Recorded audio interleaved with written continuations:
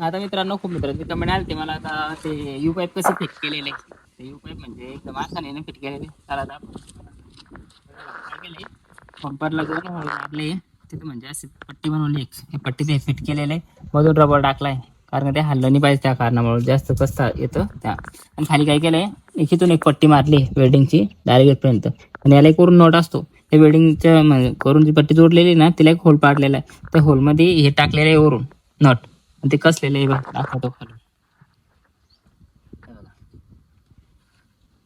Fit केलेलं आहे त्याला, इतका आवड नसतं. आणि हे टेप ब्लॉक म्हणजे म्युझिक सिस्टम फिट करायला वेल्डिंग केली आहे, आणि इथे एक सपोर्ट दिलाय त्याला, कारण ते मजबूत राहायला पाहिजे जास्त. म्हणजे आणि कितीही फिट केलं तर ते बंपर हल्ल्यामुळे ते हलणारच आहे.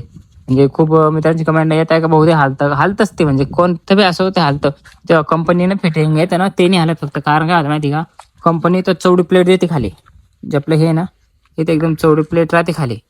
आणि तिथून म्हणजे परत इथं पण फिट राहतं. आणि हे आपलं जो आपण टाकलेला सरळ आहे, ते सरळ नाही राहत. ते म्हणजे असे असतं, तिथून म्हणजे पुढून आलेलं असतं मागं, आणि मग मागून असं वरती गेलेलं असतं. ते त्या कारणावर जास्त फिट असतं. न्यू हॉलंडला येतं, आणि अजून कंपनी फिटेड को आणलं तर जॉन डेअरला पण येतं, न्यू हॉलंडला हे दोघालाच येतं. यायला नाही येत, त्याला हेच टाकावं लागतं.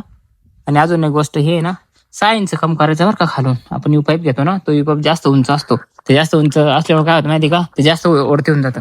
फक्त तितकंच वरती आलं पाहिजे, आपण इथं उभं राहून पाहायचं की, इथं उभं राहिल्यावर डोक्याला नाही लागलं पाहिजे. फक्त जास्त वरती घेतलं तर हाडात पण अटकतं, आणि चांगलं पण नाही दिसत. इतकंच पाहिजे. हे बघा, जे आपलं सायलेन्सर आहे ना, तुम्हाला दाखवतो. हे बघा सायलेन्सरचं त्याचं हे किती, म्हणजे सायलेन्सरच्या फक्त जास्तीत जास्त 2-3 इंच वरती, जास्त वरती नाही घ्यायचं त्याला. जास्त वरती घेतल्यावर काय होतं माहिती का, बरोबर नाही दिसत मग. त्या कारणामुळे जास्त वरती नाही घेतलंय त्याला. आणि ते हँडल कसं बनवलेलं आहे, हे बघा कसं बनवलेलं आहे. खालून एक पट्टी मारली, डायरेक्ट वेडिंग केलेली बरं का. इथं खालून वेडिंग करून इथं जोडली आहे. तिला एक आडवी पट्टी मारली, तिला 2 होल पाडले. आणि मग काय केलंय, इथं डायरेक्ट नट फिट केलंय. नाही रेसचं काय वायर रूप टाकला. हे बघा ब्रेकला राहतो मोटरसायकलच्या, तो टाकला रेसमध्ये डायरेक्ट. हे आपलं का ती रेस होती, आणि रेस 3 जागेवरून होतो. इथून पण होतो, इथून पण होतो, आणि इथून पण होतो. 3 रेस आपल्या ट्रॅक्टरला. अजून काही प्रश्न असतील तुमचे तर विचारा, मला सांगतो मी तुम्हाला. ठीक आहे. काय हा नाग, हा फॅन विचारलं होतं मला खूप लोकांना, किती मध्ये आणलं जातं, कुठून आणलं. मी काय केलं माहिती का, हे बघा तो फॅन आहे ना, म्हणजे आपलं मार्केट नाही येत. म्हणजे ते जुन्या गाड्या तोडतात ना, तिथं सेकंड हँड गाड्या असते तोडण्याकरता, ती गाडी तोडली होत्या. म्हणजे 4 व्हीलरचा आहे बरं का फॅन, रेग्युलेटरला राहतो. 400 रुपयात आणलाय मी तो. आणि हे पट्ट्या मी घरी बनवून फिट केलंय त्याला, बस दुसरं काही नाही. कारण का जास्त आरपीएम असलं जास्त पळत. हे बघा वारं दाखवतो तुम्हाला, हे बघा म्हणजे खूप मात्र एकदम पावर. म्हणजे बस काहीच जास्त ऊन लागलं चालू करतो मी त्याला. आता दिवस चालून ठेवत, आणि चालू पण ठेवलं काही प्रॉब्लेम नाही. बॅटरी उतरत नाही त्याची, कारण चालू ट्रॅक्टरमध्ये असताना काही उतरत नाही बॅटरी. बंदमध्ये तरी 1-1.5 घंटा चालून बघितलेलं मी, त्याला नाही उतरत बॅटरी. मोटर आहे ना, म्हणजे 12 व्होल्टेजची, त्या कारणावर बॅटरी किती खात नाही.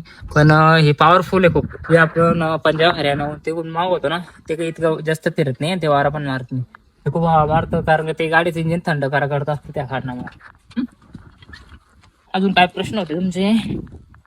हा डिझेल किती वाढवलंय, डिझेलची सेटिंग कुठे, ती सेटिंग ती मध्ये राहते, ते नाही सांगू शकत. फक्त ते एक नट राहतो मध्ये स्क्रू, म्हणजे ही पम आहे समजा, या पमजवळ एक म्हणजे 4 नट आहे. ह्या इथे एक क्लिप आहे, ती काढली का तिथून नाही दिसणार, दिसते क्लिप आहे ना मध्ये. हे बघा ही काढावं लागेल. याच्यामध्ये एक नट असतो, त्या नटला म्हणजे 25% फिरवायचं फक्त, आणि परत लॉक करून द्यायचं तिथं 25% फिरून. म्हणजे तेवढंच वाढवायचं, एक गाठी नाही फिरायची बरं का, 25% फिरवायचं त्याला. तिथं खूप डिझेल वाढून जातं, आणि म्हणजे जास्त ताकद वाढते ट्रॅक्टरची. डिझेल थोडं शिल्लक येतं बरं का, पहिले सांगतोय. परत माणसाने डिझेल शिल्लक येतं आहे.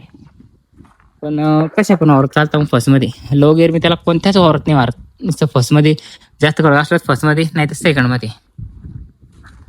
चला तर आजच्या करता इतकाच. काही प्रश्न असेल तर विचारा, सांगतो. चला तर बाय मित्रांनो. मग यो पाईप कसा फिट करायचा पाहायला असेल ना तुम्हाला.